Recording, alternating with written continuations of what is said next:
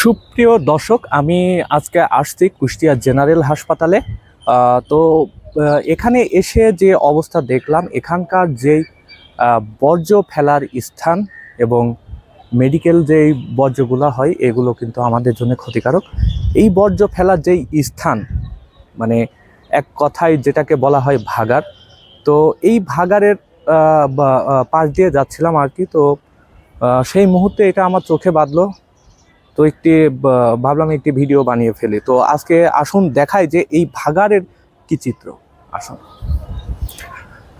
বন্ধুরা, আমরা এখন আছি কুষ্টিয়া 250 শয্যা বিশিষ্ট জেনারেল হাসপাতালে। তো আমি এখন আছি জেনারেল হাসপাতালের 2 নম্বর ওয়ার্ডের পিছনে যে ফাঁকা জায়গাটা আছে কাটাইখানা পাশে। তো এই এই ফাঁকা জায়গাটা মানে একদম বিল্ডিংয়ের সাথেই কিন্তু বর্জ্য স্থানের জন্য ফাঁক রেখে, প্রায় 100 গজ ফাঁক রেখে কিন্তু একটা ভাগাড় বানানো আছে এখানে। তো এই দেখবো এখন এই ভাগাড়টার চিত্র। বন্ধুরা আপনারা দেখুন, এখানে কিন্তু কয়েকটা লেয়ার করা আছে, কয়েকটা রুম করা আছে। এক এক রুমে এক এক ধরনের বর্জ্য থাকবে। তার মধ্যে 1 নম্বরে আছে সাধারণ বর্জ্য। সাধারণ যে বর্জ্যগুলো আছে, যে রোগীদের খাবার টাবার হাবিজাবি এগুলো, এইটার ভিতরের অধিকাংশ জায়গা কিন্তু ফাঁকা।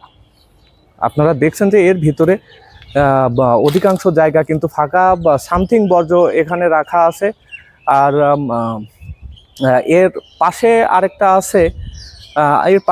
আছে, সংক্রমিত বর্জ্য। মানে যেসব রোগীরা নানান সংক্রমণে আক্রান্ত হয়ে এই হসপিটালে ভর্তি হন এবং এই হসপিটালে চিকিৎসাধীন অবস্থায় আছে, তাদের যেই বর্জ্য হয়, যেমন ইনজেকশন হাবিজাবি এগুলা, এটা কিন্তু সেটার চিত্র আপনারা দেখছেন যে ভিতরে কিন্তু একদম ফাঁকা, অথচ বাইরে কিন্তু বর্জ্যের ভরপুর। আমি আরেকটা রুম আপনাদেরকে দেখাই, ধারালো বর্জ্য। 3 নাম্বার যে স্থান আছে সেটা হচ্ছে ধারালো বর্জ্য। এই ধারালো বর্জ্যের রুমটা একদম পুরোই ফাঁকা। আর আমি এখন যেই ভাগাড়ের সম্মুখে যে রাস্তাটিতে আছি, এই রাস্তায় কিন্তু নানাবিধ ইনজেকশনের যেই ওষুধটা, মেডিসিনটা একটা কাচের বোতলে পাওয়া যায়, সেই কাচের বোতল, ইনজেকশনের সুজ আপনারা দেখছেন কিন্তু এখানে মানে নোংরা মানুষের খাবারের তো সব কিছু দিয়ে কিন্তু এটা ভরপুর। এখন মেন বিষয়ে আসি। মেন যে বিষয়টি হলো যে এই 3টা স্থান কিন্তু করা হয়েছে মানুষের বর্জ্য ফেলানোর জন্য, এবং পাশে আরেকটি আছে, এটা আপনাদেরকে দেখাই। এটা কিন্তু যেসব রোগীদের অপারেশন হয় এবং অপারেশনের পরে যেসব কাটাছেঁড়া অংশ এখানে কিন্তু ফেলা হয়, এই স্থানটিও কিন্তু মোটামুটি ফাঁকা। আপনারা দেখছেন এই স্থানটিতেও কিন্তু সেরকম নোংরা নাই, হ্যাঁ, আবর্জনা নাই। কিন্তু আমি এখন আসি মেন পয়েন্টে। আসো আমার দিকে ধরো। আমি এখন আসি মেন পয়েন্টে। সেটা হলো, স্থান আছে বর্জ্য ফেলানোর, কিন্তু সেখানে বর্জ্য না ফেলছে কোথায়? রাস্তার ধারে, ভাগাড়ের সামনে। দেখুন তার চিত্র, এই যে দেখছেন আপনারা, আমার কাছে কিন্তু এর ভিডিও চিত্র আছে, যে বর্জ্যটা হসপিটালের মধ্য থেকে নিয়ে এসে এখানে ঢেলে দিয়ে চলে গেল। অথচ এই সব বর্জ্য ফেলানোর জন্য কিন্তু এখানে আলাদা আলাদা স্থান করা আছে। এবং এই বর্জ্যগুলা যে সকাল সন্ধ্যায় গাড়ি আসবে, গাড়ি এসে নিয়ে যাবে এখান থেকে, নিয়ে গিয়ে আমাদের কুষ্টিয়াতে 2-3টা ভাগাড় আছে। যেমন একটি আছে হচ্ছে মঙ্গলবাড়িতে ভাগাড় আছে, একটি আছে হচ্ছে পিটিআই রোডে ভাগাড় আছে, একটি আছে হাউজিংয়ে ভাগাড় আছে।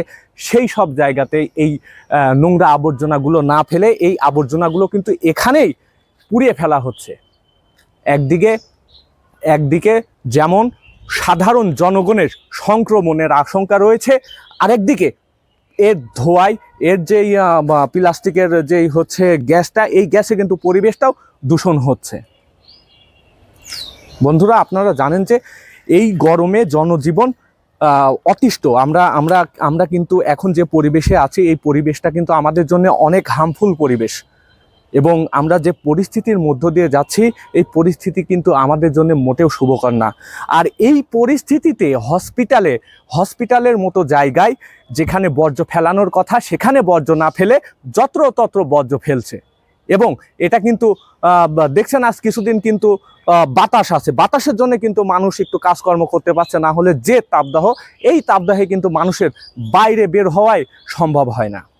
আর এই বাতাসে কিন্তু পলিথিনগুলা এবং পলিথিনের সাথে জীবাণুগুলা কিন্তু উড়ে উড়ে বাইরে যাচ্ছে। আমরা কিন্তু এখানে দেখেছি যে গরু এসে এই বর্জ্য থেকে বিভিন্ন ধরনের খাবার খেয়ে থাকে, আর সেই গরুর মাংস কিন্তু আমরা খাই, সেই গরুর দুধ কিন্তু আমরা খাই। অতএব বন্ধুরা, আমি আজকে যেই বিষয়টা নিয়ে বলছিলাম যে এই স্থান থাকা সত্ত্বেও কেন তারা এই গড়িমসিটা করে এবং কেন তারা সাধারণ জনগণের জন্যে বড় বড় রোগের যেসব বাহক সেই সব বাহক সহজলভ্য করে দেয়।